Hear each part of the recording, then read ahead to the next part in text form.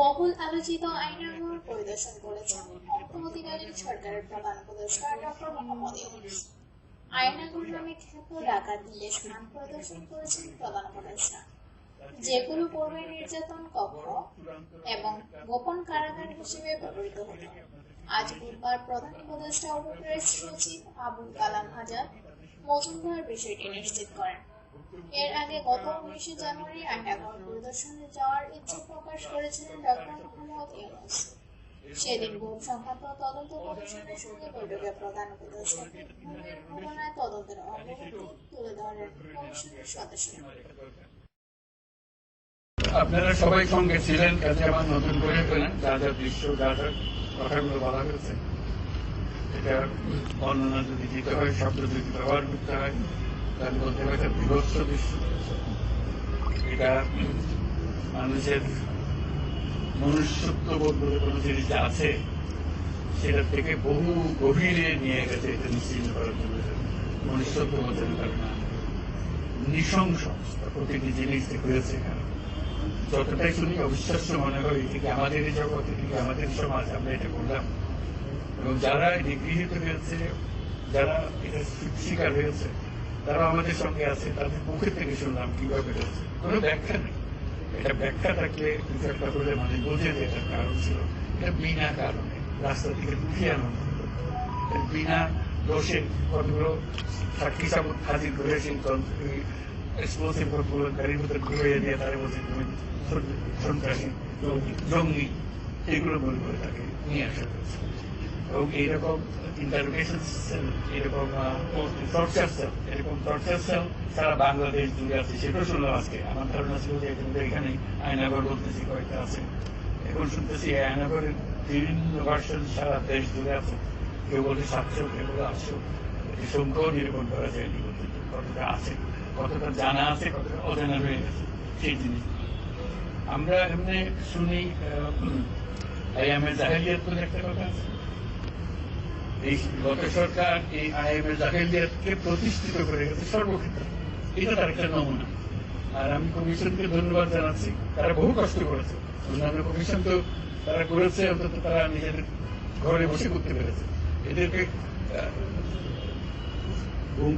গুম কমিশনের যেটা, তারা কোদালা এগুলো আবিষ্কার করার জন্য আসতে পেরেছে, তাদেরকে বের করার জন্য কিসের মধ্যে ঢুকিয়েছিল, তারা কি করেছে, এখনো ধ্বংসাবশেষ আমরা দেখতেছি।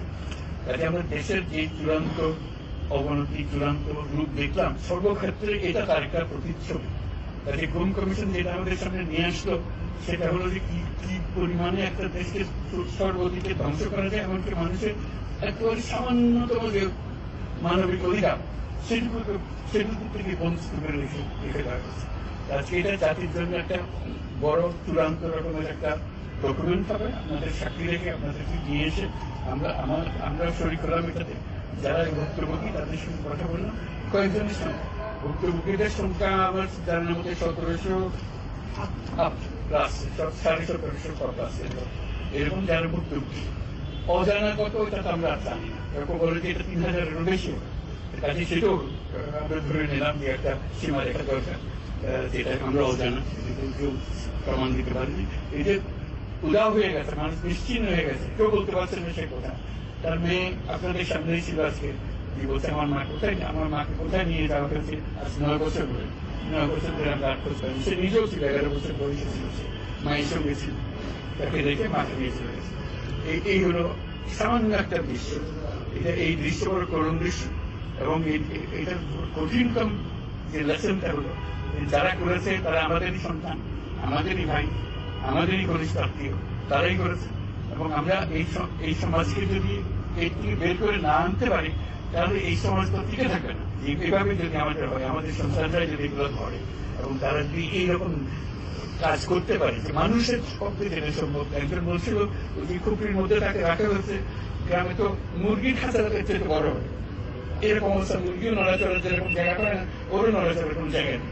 ওকে ব্যবস্থা রাখা হয়েছে, মাসের পর মাস, বছরের পর বছর তাকে ব্যবস্থা রাখা হয়েছে।